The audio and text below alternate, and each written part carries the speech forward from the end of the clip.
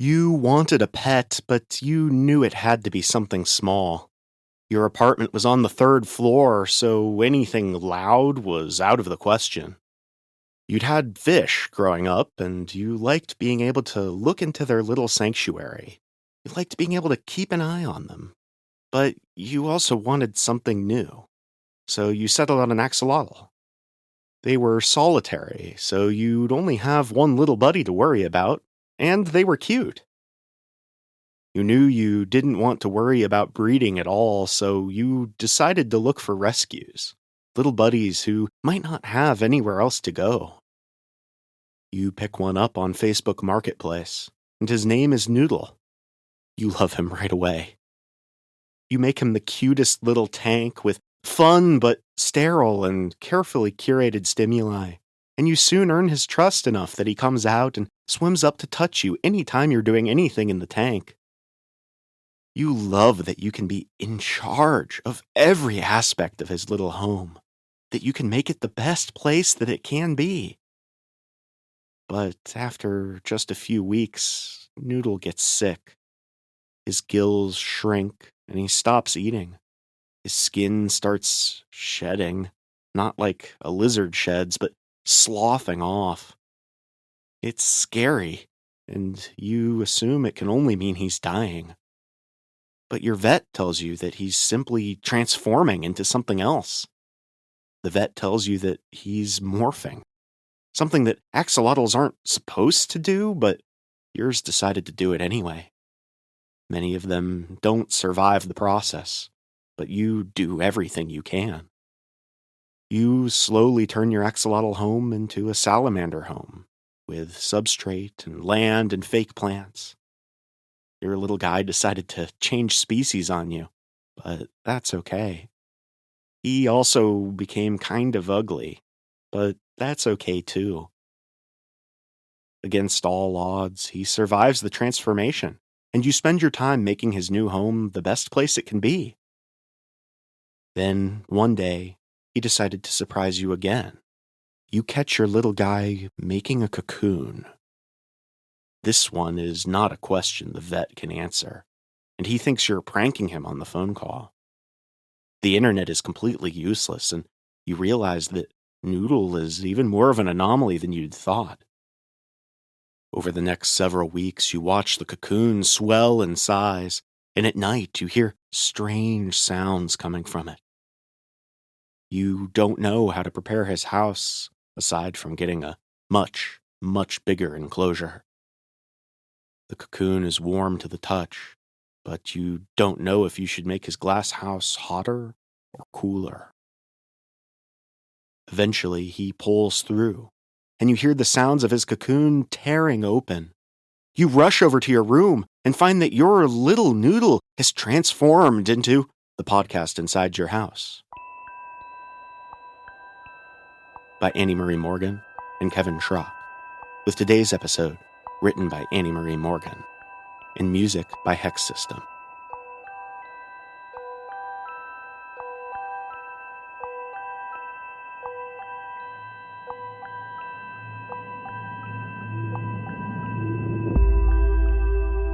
Season 2, Episode 12, Limbic Phantom Syndrome.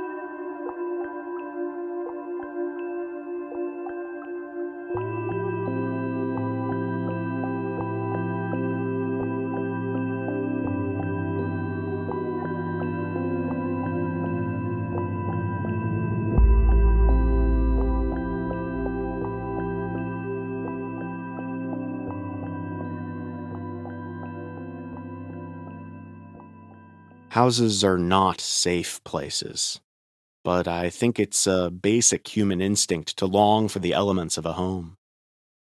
I think that's why I often find myself comparing my safe space to a house. There are no real walls in my safe space. Walls are no good. Sure, they can keep things out, but they can also trap you inside. My sanctuary was surrounded only on 3 sides by flaking, rocky cliffs. A shallow, layered rock full of fossils that collapsed if you so much as looked at it wrong. But that also meant that it was so full of moss and ferns that there were always more than enough handholds to climb in and out. The only ceiling present was the sky, framed by a few sporadic tree branches.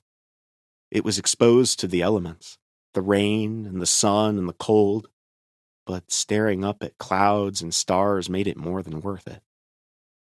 The bathtub, when needed, was the shallow pool of overflow from a nearby river on the fourth side. The snaking ravine walls blocked the view from the actual river, though, giving it privacy. My sanctuary wasn't as isolated as I would have liked, but few of us are lucky enough to have a home in the middle of nowhere. The sounds of the nearby park substituted the sounds one would normally pick up through their windows in a neighborhood. The river on the other side occasionally brought kayak conversations drifting over, but the inlet leading to my ravine was full of dead trees, and those traveling the river paddled to easier landings. No one ever came to my sanctuary, not even animals. But tonight was different. Tonight, for the first time, there was not only something new, but something dead. On the rocky shore of the water's edge, there was a fish carcass. It was fresh. Blood was still seeping into the sand from tiny teeth marks on the belly. I stared at it for a while, trying to find out what it meant. Then I looked around at the gloomy fall leaves around me, the cloudy sky above, and decided that maybe I needed a change of scenery. I had to get a glass of water anyway, so I went to the shallowest side of the rocky cliffs and picked myself up and out of safety. I lifted myself back into my bed, back to the real world. I always found it easiest to reset the scene if I left for a bit. I didn't like changing the space while I was in it. I worried that might erode my memories of the ravine. With the real one long since bulldozed and turned into a parking lot, it wasn't like I could make any new memories, so the ones I had were precious. I got a glass of water and tried not to look at any clocks. I knew it was late, but I didn't want to know how late. It was already hard enough to sleep. When I got settled back into bed, I focused all my energy on remembering the ravine in spring. The moss was a darker green and covered in little white flowers, and the trees were just beginning to bud. It was cool and calm, the water just warm enough to wade in. When I felt like I was fully immersed once again, I walked up to the rocky shore and immediately felt uneasy. The fish was still there, but it had been picked clean and was beginning to decay. I was sure that meant something, but I didn't know what. No matter how miserable my mental health had been, I'd always been able to control the sanctuary in my mind flawlessly. That was the whole point of having it, after all. I tried to will the fish away, but it didn't budge. I waded into the water, hoping to shock myself out of whatever message my brain was trying to send to me.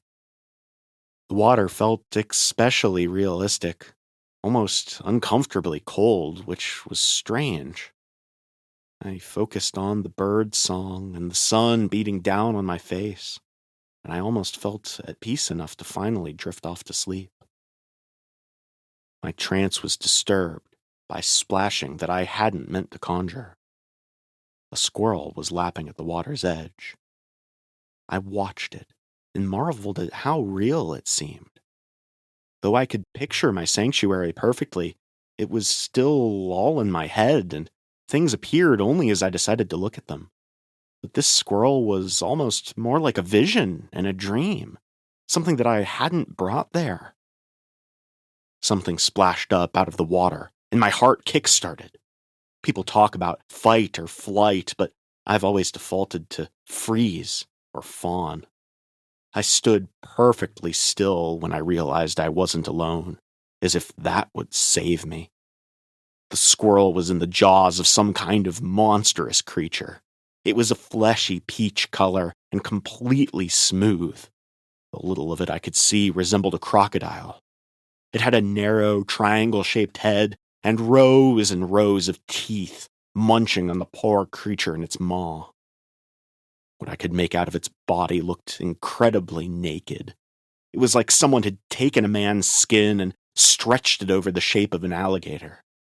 It turned its head to face me, blood dripping through the gaps in its wide mouth, and I saw it had blue eyes, the whites large and human. Seeing those eyes sprung me into action, but I didn't move out of the water. I just decided to come back to the real world. I always liked to climb out when I could, but it wasn't like I couldn't just open my eyes and leave that way too. Except tonight, that didn't work. Something had changed, and I was trapped.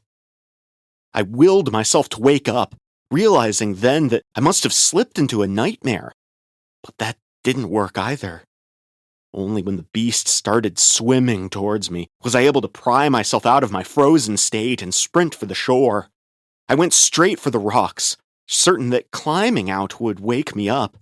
That was always where the vision ended. But when I reached the top of the shallow cliffs, I was horrified to find myself back in the park. It looked how it had years ago when I was growing up, the forest still stretching all the way to the road. Behind me, I heard rocks falling and heavy, wet breathing coming up from the edge of my ravine. I ran in the opposite direction of home, but that didn't work. Maybe it's because the walk to the park from my house was what I remembered most vividly after all these years. Maybe it's because this was a fucking nightmare, and that was the worst place I could end up. Either way, running south took me north. I didn't want to look back, but when I heard footsteps gaining on me, I couldn't help it. The beast behind me had transformed into something more bear-like. It had long legs with heavy, shining claws on the end, and its wide triangle mouth had been shrunk into a snout. But the teeth looked no less sharp.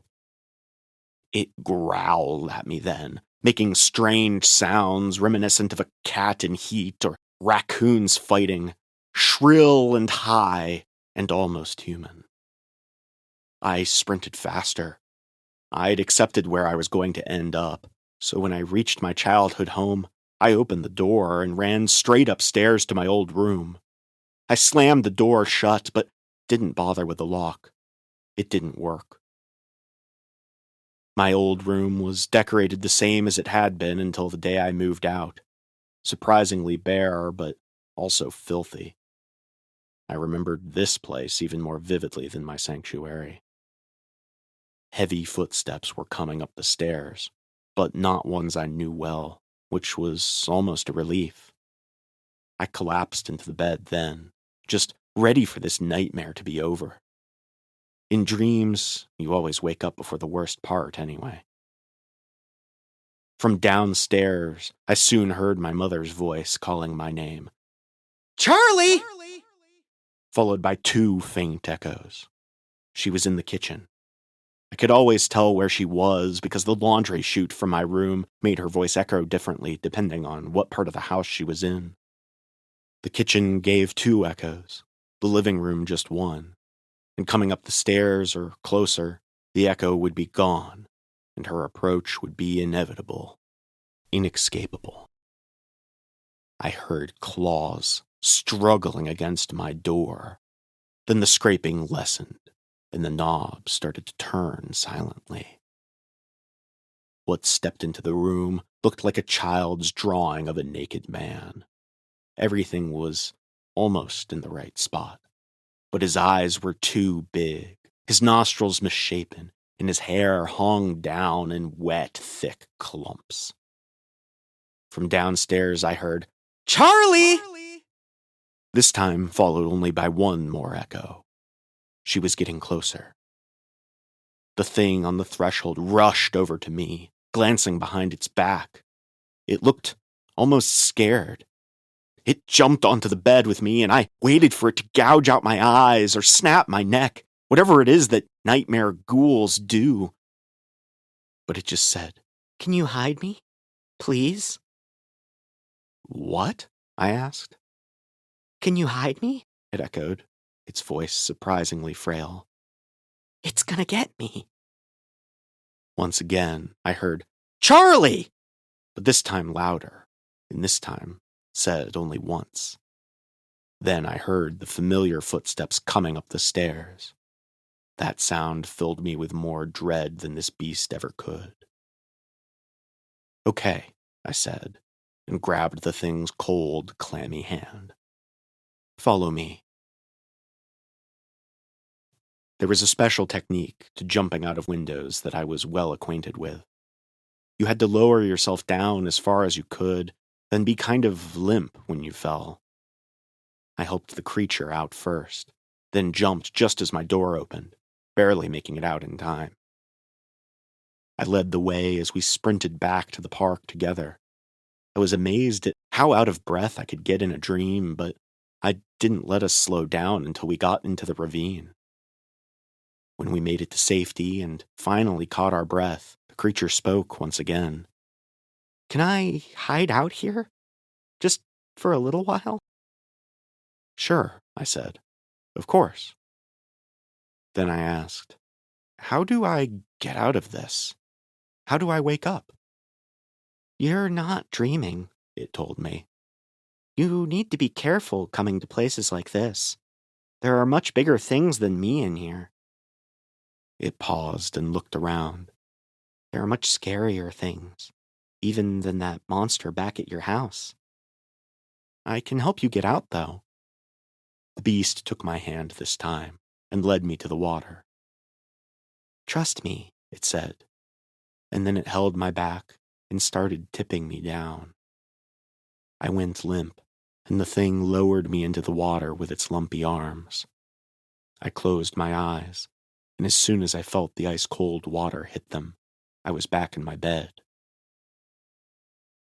I laid there for a while. I didn't know how to fall asleep in my house. I didn't know how to feel safe there. But I suppose it's finally time to try and figure it out, because I can't go back to my safe space. At least, not tonight. Tonight, someone else needs it much more than I do.